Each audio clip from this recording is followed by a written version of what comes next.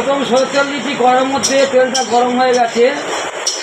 তারপর শুকনো লঙ্কাটা দিলাম, বেশ একটু কালো কালো হয়েছে। এবার ভেটকুলটা ঢেলে দিলাম।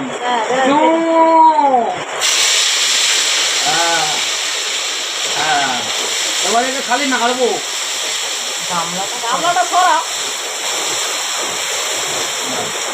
দাঁড়াও লেগে আছে, একটু ভালো করে দামি জিনিস কলকাতা থেকে নিয়ে এসছি। এর নাম আছে ভাটকুল। ভাটকুল এটা রেখে দিলাম। এবারে আমি ভালো করে নাড়বো। হ্যাঁ 100 গ্রাম তেল দেওয়া হয়েছে এতে।